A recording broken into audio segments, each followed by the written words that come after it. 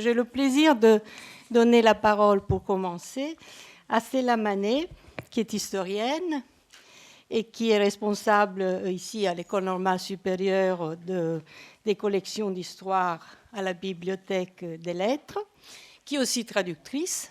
Elle a traduit Duras, elle a traduit Vidal-Naquet. Elle est aussi organisatrice de colloques. D'ailleurs, c'est la preuve, elle a organisé le colloque, et si bien le colloque qui nous réunit ce soir. Le titre de son intervention est « Brassens, histoire et petite histoire ». Sujet pas du tout aisé, car, comme vous le savez sans doute, si la vie et l'œuvre de Georges Brassens ont été étudiées sur plusieurs aspects, à travers plus de 250 livres, la façon dont l'histoire intervient dans sa création n'a pas encore fait l'objet de recherche. Comment donc cerner ce sujet, surtout quand on n'est pas historienne de la chanson ni experte de Brassens, ce qui est mon cas. Mon ambition modeste pour cette communication est de proposer quelques pistes de réflexion en dégageant les formes d'histoire telles qu'elles s'entremêlent dans son œuvre. Pour mener mon enquête, je piocherai mes éléments dans des biographies et des émissions, mais aussi dans les préjugés, les stéréotypes qui marquent la réception de l'œuvre de l'auteur et de son œuvre, et bien entendu dans un gisement des chansons où Brassens fait explicitement appel à l'histoire. Je compte à la fois sur votre bienveillance et sur votre esprit critique pour examiner ensemble si ces pistes sont pertinentes et dignes d'être poursuivies. En jetant mes premières idées sur le papier en vue de cette intervention, je me suis souvenu de ma propre petite histoire par laquelle je suis rentrée dans le monde de Brassens. Je vous la livre en préambule. J'avais 28 ans, cela faisait 2 ans que j'avais quitté ma Grèce natale pour venir à Paris réaliser un rêve, apprendre la langue et la culture française et comprendre l'Europe dans ce qui a été pour moi toujours son berceau, la France et en particulier Paris. Pendant ces 2 années, je n'arrivais pas à trouver véritablement ma voie, à me créer un ancrage, et ce n'était pas faute d'efforts et de méthodes. Mon français avançait bien, j'avais un projet scientifique, un milieu amical, mais je demeurais dans une errance psychique et intellectuelle. Et là, une amie m'apporte une cassette de Brassens que je ne connaissais pas. Je commence à écouter et peu à peu, je me concentre sur les mots, les notes, et cette voix chaude et étrange, le petit cheval dans le mauvais temps, le parapluie, Gastibelza, putain de toi, la non-demande en mariage. Je découvre un paysage sonore, des rimes inhabituelles, une imagination fabuleuse. J'arrive à comprendre quelques bribes, à m'embarquer dans un autre voyage hors du temps, hors de la réalité qui m'entourait, hors même du monde de la chanson qui a toujours été ma passion. Pendant des jours, je ne faisais qu'écouter et réécouter Brassens. Je rentrais dans les petites histoires que chantait cette voix devenue amicale et je me disais que cet homme raconte des choses de la vie sérieuses et graves avec une sorte de je ne sais quoi qui les rend légères, poétiques, pas bien graves. Plus tard, j'avais trouvé l'expression « légèreté par gravité ». Cette petite clé d'interprétation du monde de Brassens m'a ouvert à ce moment-là une petite porte pour entrer dans une vie nouvelle, dans la culture française. Si je vous ai raconté cette histoire personnelle, ce n'est pas seulement pour reconnaître ma dette envers Brassens et lui dire publiquement merci. C'est également parce que si on utilise ce témoignage comme matériau brut d'égo-histoire, on peut tirer quelques fils qui vont nous aider à tisser cette communication. Voici le premier, qui est une sorte aussi de fil d'Ariane pour tout ce temps qu'on va passer ensemble. Le rapport au temps chez Brassens. Il n'y a nul doute que le passé a une place importante, voire prépondérante, dans l'œuvre de Brassens. Dès les premières strophes, les premières notes, par une locution latine, se fluctuat nec mergitur, une phrase désuète, une image du passé, les sabots d'Hélène étaient tout crottés, l'auditeur, l'auditrice sont immédiatement saisis, souvent interloqués, par ce déplacement dans le temps, ce souffle du passé. Dans le monde de Brassens, les évocations tenant au mythe et à l'histoire, on les trouve à l'appel. Dès ses premières chansons, on prélevait ce trait. Dans la mauvaise réputation enregistrée en 1952, le jour du 14 juillet, je reste dans mon lit douillet. Dans La première fille, j'ai tout oublié des campagnes d'Austerlitz et de Waterloo, La femme d'Hector, Pénélope, Corne de Roc et tant d'autres, la liste est loin d'être limitée. Dans l'univers qu'il nous a légué, il y a même quelques titres liés explicitement à des moments historiques. La Tondue, la guerre de 14-18, les deux oncles, le boulevard du temps qui passe, le moyenâgeux, le passéiste. Dans un récent ouvrage, Dictionnaire Georges Brassens, publié en 2020, Renaud Nattier recense plus de 500 entrées, 536 je crois, constituées essentiellement de noms propres. Et dans cet incroyable foisonnement, plus de la moitié sont des personnages et des lieux historiques ou mythologiques. D'Homère à Socrate et à Castor et Pollux, de Mélusine à Cléopâtre, de Bonaparte à Pétain et de Franco à Mussolini, de Trafalgar à la Bastille et de la ligne bleue des Vosges à Verdun, Brassens construit sa galerie des personnages, plante ses décors et crée sa propre mythologie. Ce rapport au temps dans l'œuvre brassensienne constitue indéniablement une de ses singularités majeures dans le paysage de la chanson française. À l'antipode d'un Ferré ou d'un Ferrat, dont les chansons s'inscrivent directement dans leur temps, parce que l'un pensait précisément qu'il faut être dans son temps, sinon on ne sert à rien, et l'autre parce que son approche réaliste engagée se nourrissait par les problèmes de son époque, Brassens, lui, instaure une nouvelle expérience au temps, aussi bien dans sa création que dans sa propre posture d'auteur, compositeur, interprète. Il s'inspire du passé, le revendique, peuple ses chansons des personnages historiques et mythologiques, comme on disait tout à l'heure, véhicule un esthétisme hors des modes de son époque et ainsi crée son inimitable style, sa représentation, sa doxa. Cet usage du passé lui vaut toujours des incompréhensions et des contresens. Un des stéréotypes les plus répandus qui lui colle à la peau, c'est qu'il est passéiste, traditionnaliste suranné, nostalgique d'une vieille France. Une des plus tendres descriptions dans ce sillage est celle de Mathieu Carigou-Lagrange, qui, dans un très bel hommage sur France Culture, je ne sais pas si vous l'avez suivi, tout récent, intitulé « Georges Brassens nous rend heureux », le qualifiait de troubadour égaré dans un siècle des machines. Même si je suis très tentée de reprendre à mon compte cette belle formulation, alors que je récuse toutes les autres, je vous invite d'aller un peu plus loin, de scruter un peu plus finement la vie et l'œuvre de Georges pour mieux comprendre par quels affects et désirs il se lie au passé, plutôt à différentes formes du passé, et comment il les recrée, les réinterprète pour construire son univers.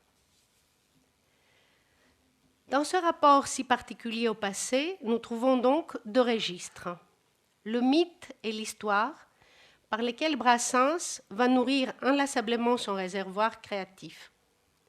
Je me suis intéressée à chercher un peu les origines de cet attrait et je suis convaincue qu'à la base, il y a un trait de caractère, une sorte de tropisme psychique et bien sûr sa condition sociale initiale. Brassens parle souvent dans ses interviews de son caractère, habité par la solitude et un puissant sentiment d'unicité. Il en fait même le fondement pour expliquer sa création. Enfant, il confiait dans une émission de 1954, « Je vivais déjà à la façon d'un escargot, dans ma coquille. J'ai été au fond très seul. Tout ce que faisaient mes camarades m'intéressait assez peu en fin de compte. J'avais une vie intérieure très intense dès l'enfance. » Comme tout enfant, surtout quand on est un enfant solitaire comme Petit Georges, on invente des mythes et des légendes, et paraît-il que Brassens en inventait tellement qu'il se considérait lui-même comme anormal. Pour cet enfant curieux, un peu infernal, son cadre social, des années 20-30, son quartier, sa famille modeste, n'offraient pas de possibilités de grandes évasions. Sinon dans la chanson, car autour de lui, tout le monde chantait. Des tarentelles de sa mère italienne, aux chansons d'avant-guerre de son père et au succès de Paris qu'arrivait par la radio, Brassens construit son capital sensible et symbolique dans la variété de la chanson populaire, folklorique, sans véritable frontière dans le temps. La fable et la chanson, terre de liberté, où on peut dire, sous couvert de légèreté, les choses les plus graves et où se mêlent merveilles et émotions, ouvre à cet enfant qui n'aime pas l'autorité, ni la discipline, ni les études, un autre éventail des possibles. Le mythique, le fantastique, le fabuleux deviennent pour Brassens une source d'inspiration intarissable. Dans ce précieux instrument de travail qu'est le dictionnaire de Nattier, on peut voir que Vénus est le nom propre le plus cité après Dieu, plus de 20 fois je crois, et Cupidon vient juste après. Ces biographes nous apprennent que les contes de la maternelle d'Éléon Frappier lui fournissaient souvent thèmes et personnages, et nous connaissons pour avoir entendu maintes fois de sa bouche son attachement viscéral aux fables de La Fontaine. À cet ouvrage, qui restera jusqu'à la fin de sa vie son livre de chevet, mais également à son auteur, La Fontaine, personnage, comme nous le savons, extraordinaire aux idées d'avant-garde et à la vie hors norme, Brassens doit beaucoup. Philippe Parère, dans un très élégant recueil que je vous recommande, Brassens et La Fontaine, fables et chansons satiriques et rebelles, établit de façon très judicieuse les influences de La Fontaine sur Brassens, notamment celle de la continuation des anciens fabulistes et celle de la virtuosité à associer le poids du contenu à la légèreté de la forme. Si le mythique et le fabuleux occupent une place centrale comme décor ou comme figure stylistique, comme amorce pour remonter le temps, ou comme parabole dans l'œuvre brassensienne, ils sont, je crois, une sorte de catalyseur également dans sa vie et sa construction sociale. Un petit détail amusant de sa biographie, c'est qu'en 1945, avec des amis, il fonda le Parti préhistorique, ayant comme projet le retour au temps primitif. Il en avait 24 ans, il n'était plus un gamin, et le Parti préhistorique, dans cette vie bohème où régnait la misère, les amours marginales et les amitiés gaillardes, fut un vrai projet fédérateur. Ses membres prévoyaient même de sortir un journal, Le Cri des Gueux. Un an plus tard, Brassens rentra comme militant dans la fédération anarchiste. Et même si son militantisme ne dura que 2 ans, il se qualifiera toujours comme une espèce de libertaire. Il restera un anarchiste authentique, anticonformiste et contestataire de l'ordre établi, et toujours attiré par les marges. Or, nous le savons, dans l'anarchisme, la place du passé est cruciale. Il offre un patrimoine commun du collectif anonyme dans lequel prend racine l'universel, en même temps qu'un refuge du monde d'exploitation et d'oppression. sous la plume du sociologue Salvador Juan, qui a consacré à Brassens un livre très intéressant, Brassens, Sociologie d'un génie de la poésie chantée, j'ai trouvé la phrase « Pour Brassens, l'attraction du passé est un choix littéraire d'évocation du social à travers le merveilleux, le fantastique et le mythe. » J'ajouterais qu'en même temps qu'un choix littéraire, le passé fonctionne chez Brassens pour sublimer et transgresser la condition sociale et par là même réenchanter le monde. Je pense surtout à la période de plus de 20 ans où il vivait chez Jeanne et Marcel, dans le taudis du passage Florimond, hors du monde, comme un fou, selon son expression, et où il a créé des merveilles comme la canne de Jeanne, l'Auvergnat, qui ne sont que des saisies transgressées d'une réalité façonnée en fable. Si le merveilleux, le fabuleux et le mythique jouent un rôle central dans l'œuvre de Brassens, l'histoire y intervient de façon plus souterraine et peut-être plus structurante. Elle lui vient par les lectures. Adolescent rebelle à 7, alors qu'il aurait pu mal tourner, pensez aux 4 bacheliers, il a la chance d'avoir comme professeur Alphonse Bonafé. À cette rencontre déterminante qui l'ouvre à la lecture, Brassens doit son déplacement d'un cancre à un bibliophage. Bonafé l'incita à lire Villon, le poète bandit et maudit du Moyen-Âge, Hugo, Baudelaire, Mallarmé, Rimbaud et tous les grands classiques du XIXe. En faisant un énorme travail de soi sur soi, surtout pendant les années de l'inconfort où il passa l'essentiel de son temps dans les bibliothèques du XIVe, Brassens deviendra le plus littéraire des auteurs de la chanson française.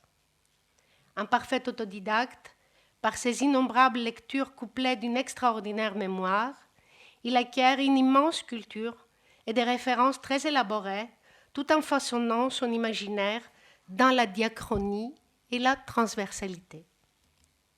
Sur les pas de François Villon, dont le personnage lui offre une sorte d'identification 5 siècles plus tôt, et les poésies telles la ballade des dames du temps jadis le fascinent, Brassens s'attache au Moyen-Âge.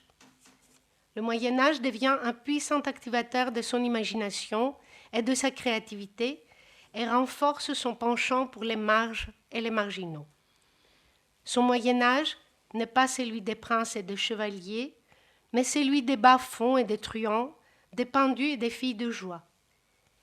Il est aussi celui des mots et des expressions. Le vocabulaire des chansons de Brassens, comme le dit Louis-Jean Calvé, est majoritairement issu du Moyen-Âge. Exemple magistral, une chanson de 66, Le Moyen-Âgeux, où il dit sa dette à ces siècles d'histoire humaine en faisant une fresque magnifique de son Moyen-Âge et un très bel hommage à François Villon. Mais quand il dit « je suis foutrement moyenâgeux », il ne faut pas l'entendre, à mon sens, comme le propos d'un passéiste, car Brassens n'est pas nostalgique ni des pendus ni des gibets. Il utilise le passé pour éclairer le présent et il l'exprime, et s'il exprime de la nostalgie, c'est plutôt une nostalgie pour le temps qui passe. Saturne, les amours d'antan en témoignent.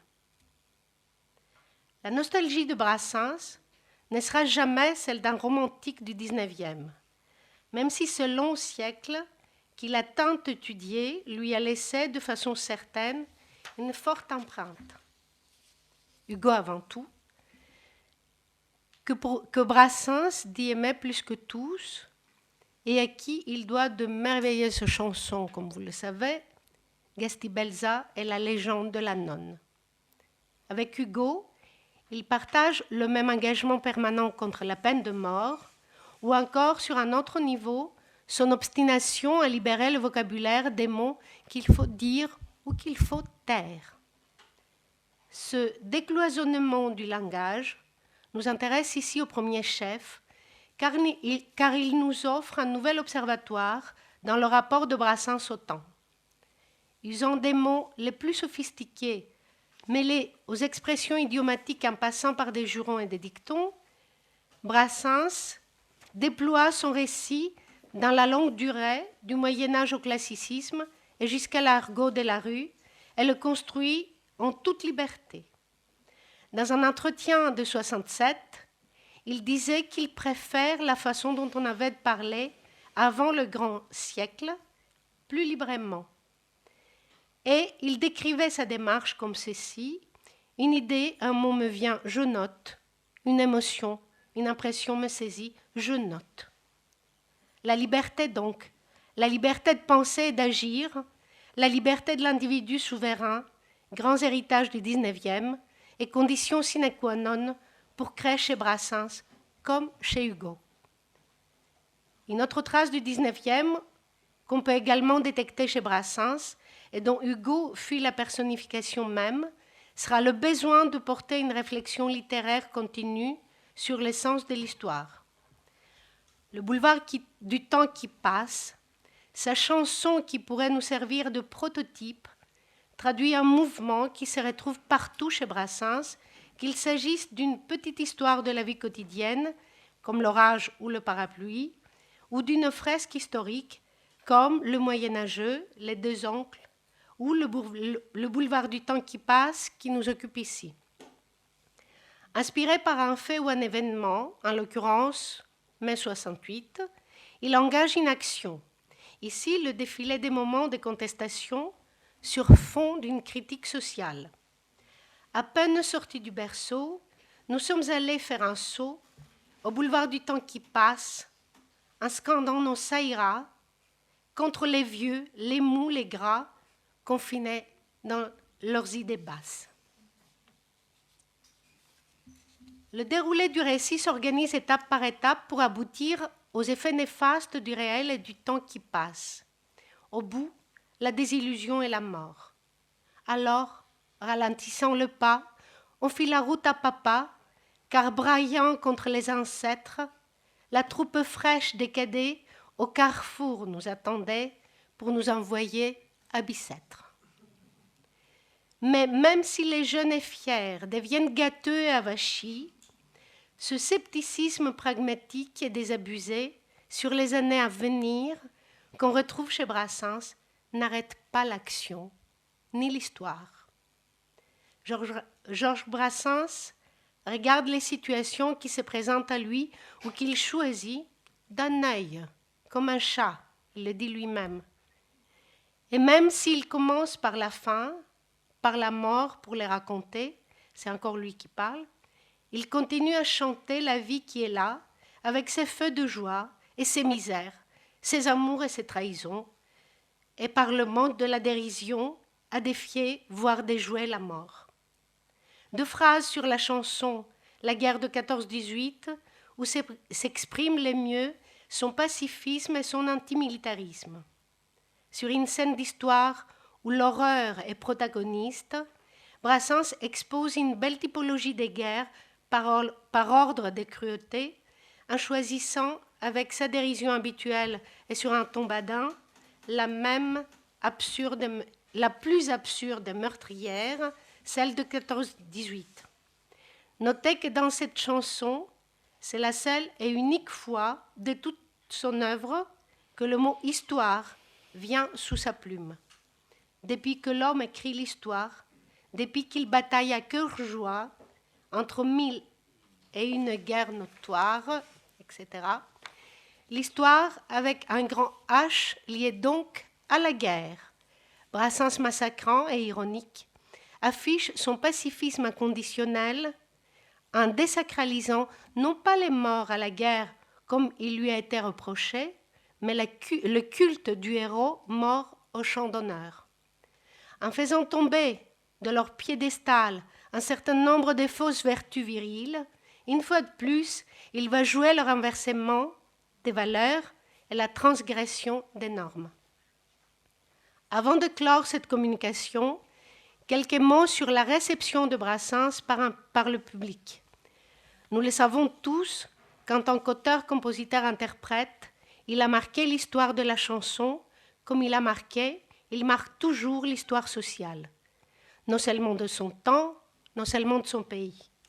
En France, ces chansons interdites par la censure des années 50 pour se retrouver dans les carnets des chants catholiques et dans le programme de l'ENS des années 60, c'est vrai, elles n'ont jamais cessé d'émouvoir, d'intéresser, de divertir le public, plutôt différents publics, contradictoires et hétérogènes.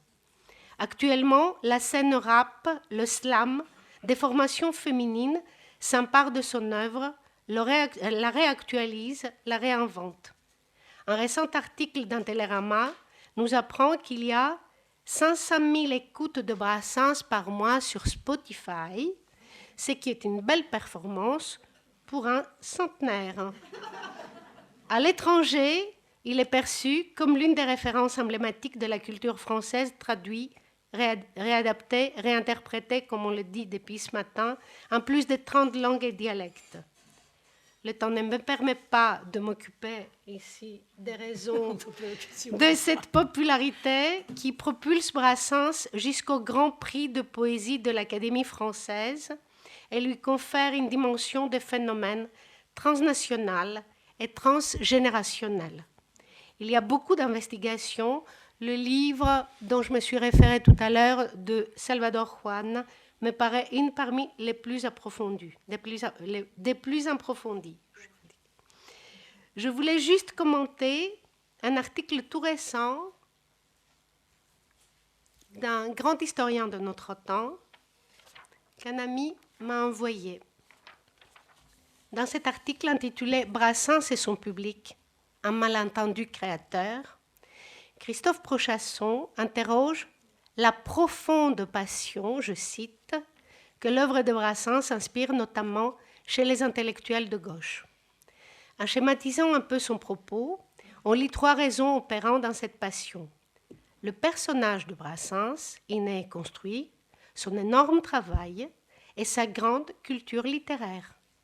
Pour Prochasson, la culture politique de Brassens est stylisée, je cite toujours, au point d'en perdre toute efficacité militante. Les thèses et les idées qui surgissent de ces chansons sont secondes. Elles constituent juste le décor, une rhétorique et un lexique sur lesquels s'adossent les fables et les récits que déroule chaque pièce. Je ne me reconnais absolument pas dans cette interprétation. Je dirais plutôt le contraire, que les ressorts du succès de Brassens auprès du public tiennent précisément à ces thématiques et à la multiplicité des langages et des musiques, à son obstination de créer librement, en dehors des styles et des idées héritées, et en bousculant l'ordre établi.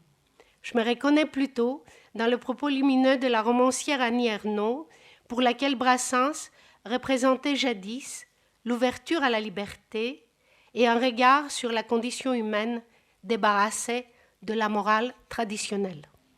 L'œuvre de Brassens est traversée par une nécessité, celle de la pensée libre, à rebours du dualisme et de la tyrannie du présent, de l'événement du moment. Lui, qui préférait plutôt suggérer que donner des leçons, engage son combat pour ses propres valeurs, sa propre conception du monde, dans un temps suspendu, une intemporalité. En jouant sur les cordes de la transgression des normes morales, Brassens esquisse un champ de libre expression qui touche et mobilise, j'en suis sûre, les affects, les désirs et les représentations de tous, jusqu'aux plus jeunes parmi nous, en offrant un horizon d'attente ouvert et une échappatoire amusée, divertissante, jadis et maintenant, de la moralisation de la vie sociale et d'un certain puritanisme ambiant. Je vous remercie.